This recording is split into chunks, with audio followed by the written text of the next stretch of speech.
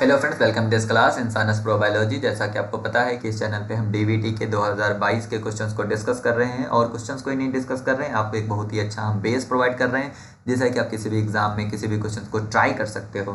तो उसी में है आज हम यहाँ पे 18 to 23 क्वेश्चन को लेके आए हैं। अभी तक मैंने 1 to 17 क्वेश्चन डिस्कस कर लिया। अगर आपने नहीं देखा है तो आप चैनल पर जाइए और जल्दी से देख के आइए। अगर आपने बायोइनफॉर्मेटिक्स का वीडियो नहीं देख रहे हैं तो वो भी जाके आप जल्दी से देख के आइए। तो चल let's we will start the new question और क्वेश्चन नंबर 18 में आपका दे रखा है। यहाँ पे देखिए x इक्वल टू वाई की power a, y equal to z की पावर b और z इक्वल टू x की पावर c। चलिए नॉर्मली हम यहाँ से यूज करते हैं, स्टार्ट करते हैं z से।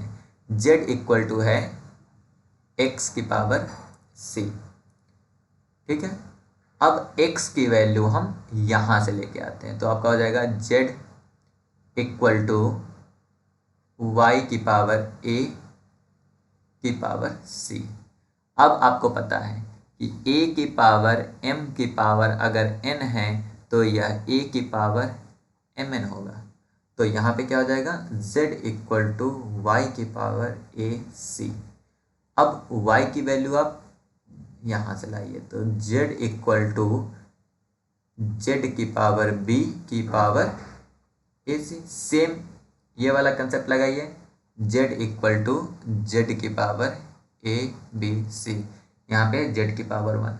अगर आपका a की पावर m है और अगर आपका a की पावर n है, अगर बेस सेम है तो आपका एक्सपोनेंट भी सेम होगा, means m equal to n होगा। तो आपका यहाँ पे क्या आएगा a b c equal to 1, a b c equal to 1। चलिए नेक्स्ट क्वेश्चन पे चलते हैं।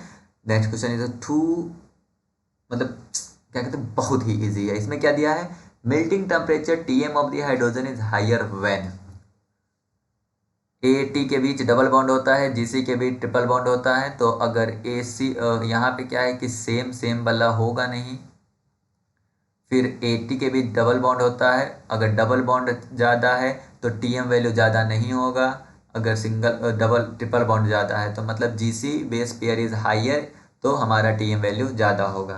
पर चलिए हम इसमें आपको दिखाते, इसके लिए कुछ पॉइंट्स हम आपको बता दें कि मेल्टिंग टेम्परेचर जो है, मेल्टिंग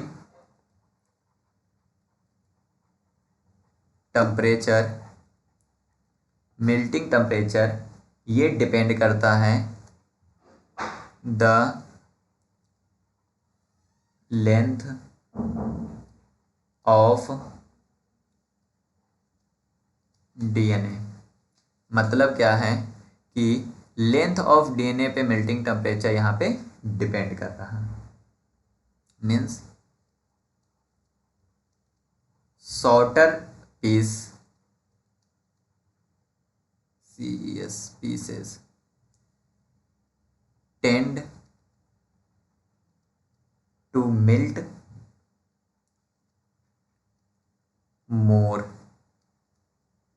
easily। ओके, अगर शॉर्टर लॉन्गर दो तरीके का दिया हो तो शॉर्टर वाले का मेल्टिंग टेम्परेचर कम होगा। दूसरा, द न्यूक्लियोटाइड सीक्वेंस कंपोजिशन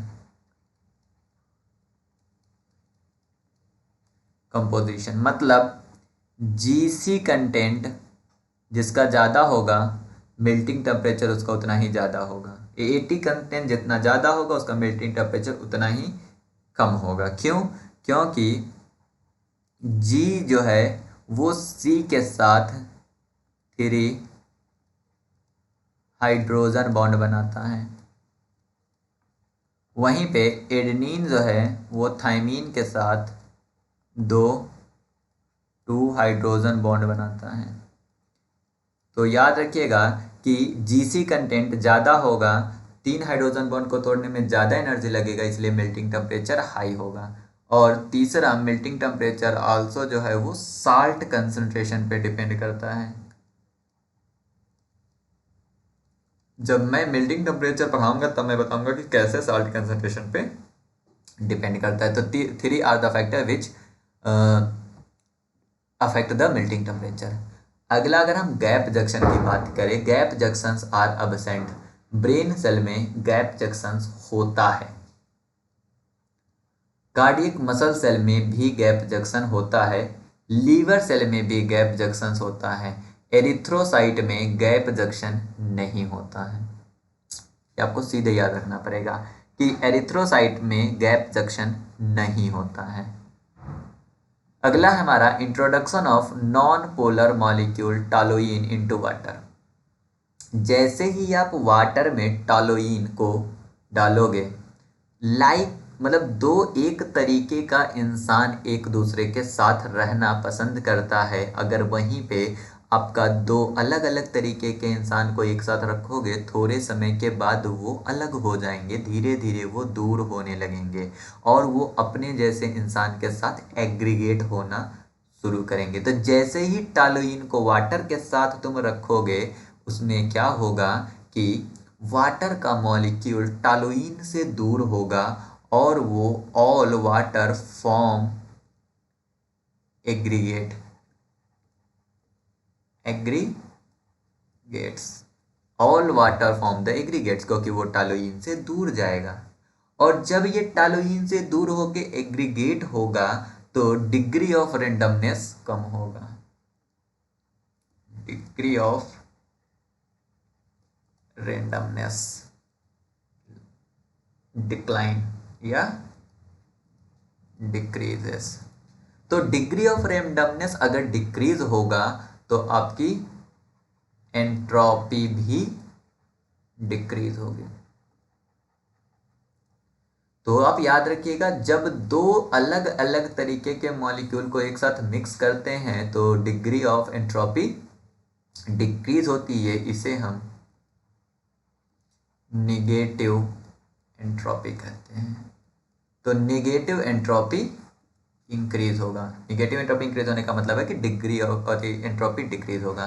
दूसरा, हमेशा याद रखिएगा कि ऐसे केस में आपका सरफेस टेंशन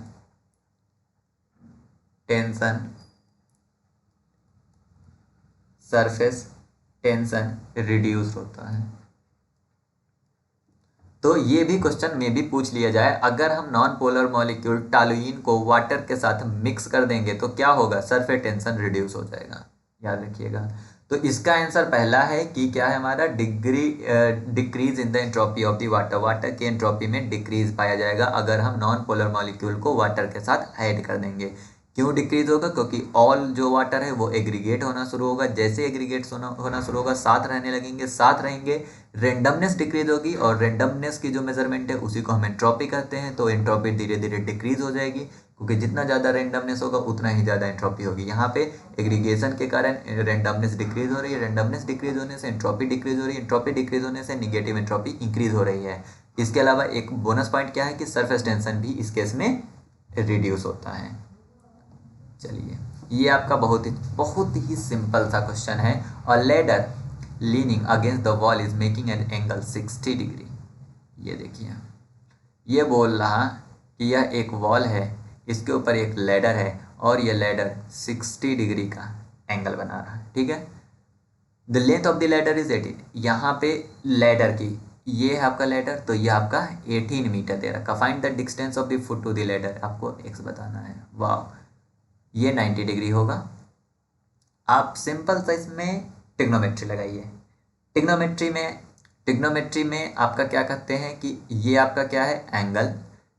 ये जो आपका 90 डिग्री है, 90 डिग्री के सामने वाला जो होता है हाइपोटेन्यूज होता है। जो एंगल दिया होता है, एंगल का सामने वाला परपेंडिकुलर होता है। और जो बेस होता है उसे हम नीचे वाले को, जो लास्ट में बच जाता है उसे हम बेस कहते हैं। और अगर हम कॉस 60 डिग्री की बात करें तो कॉस जो होती है वो होती है आपका बेस अपॉन हाइपोटेन्यूज। तो बेस यहाँ पे आपका x है और हाइपोटेन्यूज आपका 18 है। कॉस्ट 60 की वैल्यू कितनी होती है, दैट इज अ क्वेश्चन। तो कॉस 60 की वैल्यू 1/2 होता है। तो x इक्वल टू आपका आएगा 18/2 इक्वल टू 9 मीटर। एक्स की वैल्यू आपकी 9 मीटर आएगी। चलिए यहीं पे हम आपको बोनस पॉइंट दे देते हैं, जैसे कि मे भी अगर इस तरह के क्वेश्चंस आए तो आप आराम से निकाल लें। अगर इस तरह के क्वेश्चंस आपके आते हैं, आपको साइन कॉस की वैल्यू नहीं पता है, तो आप यहाँ पे लिखिए 0, 30 डिग्री, 45, 60 और 90। यहाँ पे आप लिखोगे साइन 0, तो 0 की वैल्यू 0 होती है। साइन यहाँ पे 0, यहाँ पे आप करो 1/4 रूट, तो 1/4 रूट मीन्स 1/2 होगा। यहाँ पे लिखोगे, यहाँ पे क्या लिखोगे 2/4 रूट, तो 1/√2 होगा। यहाँ पे लिखोगे 3/4 रूट, तो रूट 3/2 होगा, और यहाँ पे होगा 4/4 रूट, यहाँ पे 1 होगा।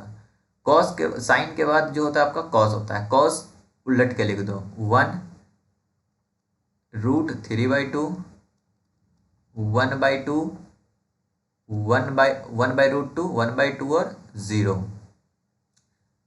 यहाँ पे आप क्या करोगे, तो आपको इस तरह से याद रखना है, perpendicular upon hypotenuse, that is a sine. Perpendicular upon hypotenuse, base upon hypotenuse, this is a cos, and perpendicular upon base, that is a tan। तो ये तीन हो गया, साइन कॉस एंड tan। तो साइन कॉस tan के लिए PVP upon HHB, PVP upon HHB आपको जैसे याद रखना है वैसे याद रखना। हम लोग याद रखते थे हिंदी में लाल बटे कक्का। और यहाँ के बाद यही दो आपसे पूछा भी जाएगा, इसलिए आप इसको आप इस तरह से याद रखिए, या आप रफ कॉपी पे पेपर में बना लीजिएगा, तो वो भी आपके लिए एक इजी कर दिया मैंने टास्क की, that is also the very good practice. इस तरह के क्वेश्चंस मत छोड़ा करो, इस तरह से क्वेश्चन छोड़ने से आप ही को नुकसान होता है, आप याद रखना हमेशा, क्योंकि ये क्वेश्चंस इजी होते हैं। यहाँ पे लिखा है 2 की पावर x इक्वल टू 3 की पावर y इक्वल टू 6 की power z equal to k, तो आपको एक्स वाई जेड में रिलेशंस बताने हैं, करेक्ट। तो आप यहाँ पे एक काम कर सकते हो, 2 की power x equal to k, तो 2 इक्वल टू x की पावर 1, k की पावर 1/x। उसी तरह 3 की power y equal to k, तो 3 इक्वल टू k की पावर y, ठीक है। अब आपके पास है 6z इक्वल टू k। देखिए एक्सपोनेंट एंड पावर से कितने सारे क्वेश्चंस आए, अगर आपका थोड़ा सा बेसिक मजबूत है तब भी आप हल कर सकते हो। इसलिए मैंने आपको कहा है कि इस चैनल को सब्सक्राइब कर लो, क्योंकि हम आपको प्रैक्टिस क्वेश्चन का कराते कराते ही आपके बहुत सारे कंसेप्ट हम क्लियर कर देंगे। क्योंकि हम 6 को लिख सकते हैं, 6 को हम लिख सकते हैं 3 इंटू 2। अब इसी को हम लिख सकते हैं 3z into 2z equal to k, और 3 की वैल्यू यहाँ पे देखिए मैंने लिख रखा है k की पावर y इंटू 2 की वैल्यू मैंने लिख रखा है k की पावर 3 की value 1/, okay, 1/y equal to 1/x, ये लिखा है, और 6 की पावर z है, तो इसको आप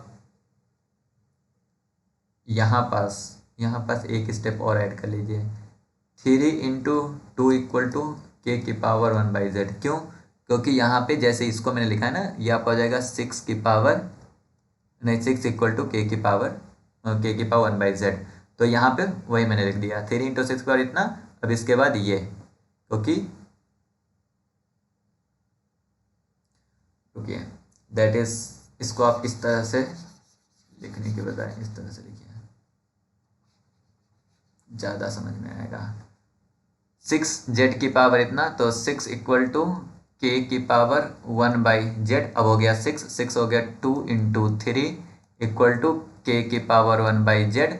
2 की पावर आपके पास है k की पावर 1/x, और 3 की पावर क्या है, 3 की पावर है k की power 1/y equal to k की पावर 1/z। अब आपको पता है कि अगर हम a की पावर यानी m की पावर a इंटू m की पावर b लिखते हैं तो ये हो जाता है m की पावर a प्लस b। तो यहाँ पे k ही रहेगा, ये रहेगा 1/x plus 1/y equal to k की पावर 1/z। अब आधार बेस जो है वो आपका क्या है, सेम है, तो एक्सपोनेंट भी इक्वल होगा। तो 1/x की power 1/x plus 1/y equal to 1/z। तो C is the correct answer. इस तरह के क्वेश्चन डेफिनेटली आप सॉल्व करने की कोशिश करो एग्जाम में, because that are too easy question. And अगर आप थोड़ा भी प्रैक्टिस करते हो तो इस तरह के क्वेश्चन बहुत ही आराम से आप सॉल्व कर सकते हो। Thank you for watching this video. Video को ज़्यादा शेयर करो दोस्तों के साथ और वीडियो को लाइक करो।